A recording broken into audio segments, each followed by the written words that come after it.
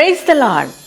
గుంటూరు మరియు పరిసర ప్రాంత దేవుని ప్రజలారా, కల్వరి మార్గం పాల్ పృథ్వీ మినిస్ట్రీస్ నుండి ప్రతి నెల మన గుంటూరు పట్టణంలో పరిశుద్ధాత్మ తైలాభిషేక ఆరాధన జరగడం మీ అందరికీ కూడా తెలిసిన విషయమే కదా. మరలా ఈ ఆరాధన ఈ యొక్క ఆగస్టు మాసం 25వ తారీఖు అనగా 4వ మంగళవారం ఉదయకాలం 9 గంటలకు గుంటూరు పట్టణంలో ఉన్న వెంకటేశ్వర విజ్ఞాన మందిర్లో జరగబోతుంది. ఇప్పటికే వేలాది మంది ప్రజలు పాల్గొని ఎంతగానో దీవించబడుతున్నారు, ఆశీర్వదించబడుతున్నారు, స్వస్థపరచబడుతున్నారు. నెమ్మది లేని వారు నెమ్మది పొందుకుంటున్నారు. ప్రియ దేవుని బిడ్డలారా, ఈ నెలలో అద్భుతమైన రీతిగా ఇంకా పరిశుద్ధాత్మ దేవుడు కదలబోతున్నారు. శక్తివంతమైన ఆరాధన జరగబోతుంది. జీవితాలను మార్చే వాక్య సందేశాన్ని పరిశుద్ధాత్మ దేవుడు అందించబోతున్నారు.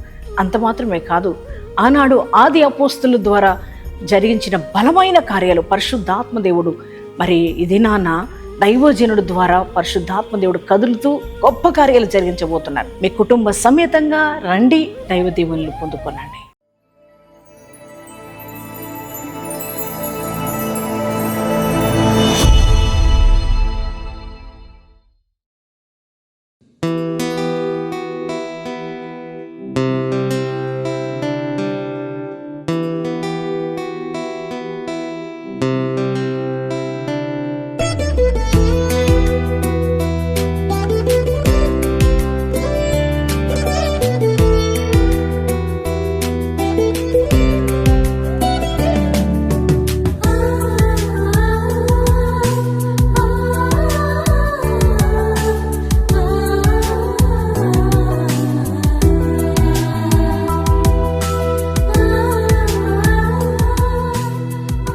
Praise the lord.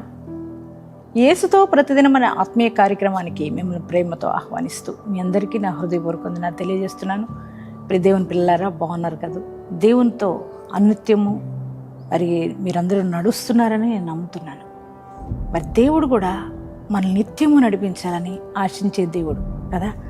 మన మీద నూతనమైన వాత్సల్యత ఆయన కలుగుతుందంట. ఆయన ఎల్ల వేళలా మనకు తోడుగా ఉండి మనల్ని నడిపిస్తున్న దేవుడు, మనతో మాట్లాడుతూ మనల్ని ఎంతగానో ఆత్మీకంగా ప్రోత్సాహపరుస్తున్న దేవుడు మనం ఆరాధిస్తున్న యేసయ్యండి. ఆయన ఈరోజు నీతో చక్కటి శ్రేష్టమైన వాగ్దానం ఆయన ఇస్తున్నారు. ఆ వాగ్దానం ఏమిటో చదువుకుందాం.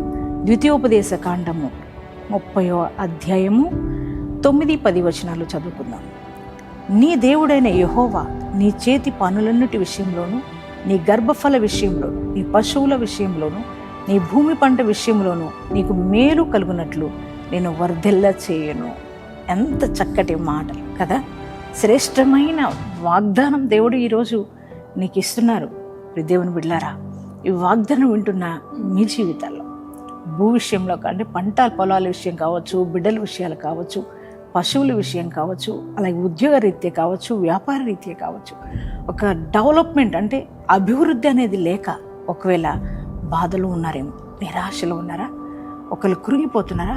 ఇంత కష్టపడుతున్నాను, ఎంతగానో నేను ప్రయాసపడుతున్నాను, అయినా కూడా అభివృద్ధి నేను చూడలేకపోతున్నా, వర్ధిల్లలేకపోతున్నా, సంవత్సరాలు గడుస్తున్నాయి కానీ అలాగే ఉంటుంది. నా బిడ్డల జీవితంలో కూడా వారికి కూడా డెవలప్మెంట్ లేదు, మంచి భవిష్యత్తు లేదు అని ఒకవేళ బాధపడుతున్నారేమో. నా బిడ్డలకు వివాహాలు కావట్లా, నా బిడ్డలకు ఉద్యోగాలు రావట్లా, వారి జీవితాలు అలాగే ఉండిపోయినాయి అని బాధలో నిరాశలో ఉన్నారేమో.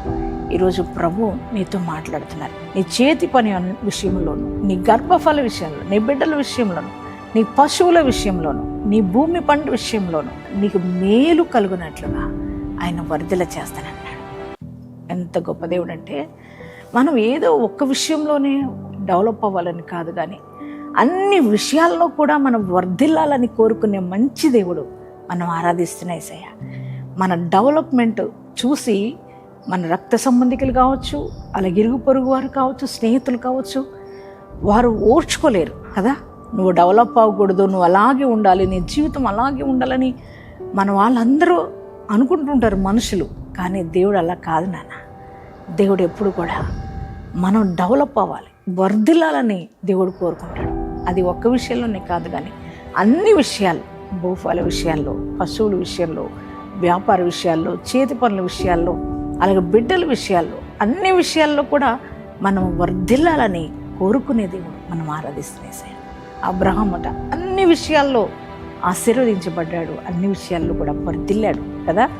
మరి అదే రీతిగా దేవుడు అన్నాడు, నిన్నన్ని విషయాల్లో ఈ సంవత్సరం నీకు మేలు కలుగునట్లుగా నీ దేవుడైన యెహోవా నిన్ను వర్ధిల్ల చేస్తానన్నాడు.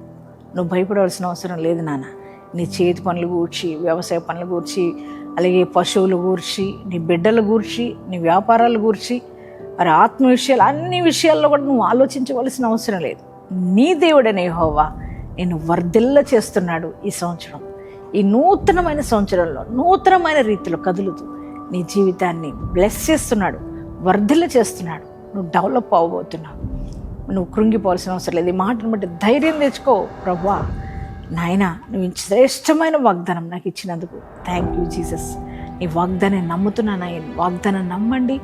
ఈ వాగ్దాన్ని ఎత్తిపట్టి ప్రార్థించండి. ఖచ్చితంగా దేవుడు మిమ్మల్ని వర్ధిల్ల చేయును గాక.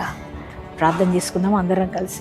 థ్యాంక్ యూ ఫాదర్, పరిశుద్ధుడ మహోన్నతుడ, నీకు వందనాలు, స్తోత్రాలు అయ్యా. ఈ ఉదయకాలం ఇచ్చిన శ్రేష్టమైన వాగ్దానం కొరకే వందనాలు. అవును దేవా, మేము అన్ని విషయాల్లో కూడా వర్ధిల్లాలని కోరుకునే గొప్ప దేవుడు నీకు వందనాలు. ఈ దినము ప్రభువా అయ్యా, మీరు మాట్లాడిన శ్రేష్టమైన వాగ్దానం కొరకే నీకే కృతజ్ఞతలు. ద్వితీయోపదేశకాండం 39-10 వచనాల ద్వారా మాతో మాట్లాడావు, మాకు శ్రేష్టమైన వాగ్దానం ఇచ్చావు. అందును బట్టి నీకు వందనాలు. ఈ వాగ్దానం వింటున్నా బిడ్డలందరి జీవితాల్లో ఈ వాగ్దానం నెరవేరుస్తున్నందుకు వందనాలు అయ్యా. వారి చేతి పనుల్లో, అలాగే నాయన ఆ యొక్క వ్యవసాయ పనుల్లో ప్రభువా నాయన, పశువుల విషయంలో, వ్యాపారాల్లో, బిడ్డల విషయాల్లో అయ్యా, అన్ని విషయాల్లో కూడా, ఆత్మీయ విషయాలు అన్నింటిలో కూడా అభివృద్ధి వారు చూచుదురుగాక కృప చూపి సహాయం చేయమని ప్రార్థిస్తున్నాను నాయన. అయ్యా, వారి బిడ్డల చదువుల పరంగా, అలాగే నాయన వివాహ విషయాల్లో, అయ్యా బిడ్డల యొక్క ఉద్యోగ విషయాల్లో వారిని నువ్వు ఆశీర్వదించండి, విస్తరింప చేయండి. ప్రభువానికి స్తోత్రాలు.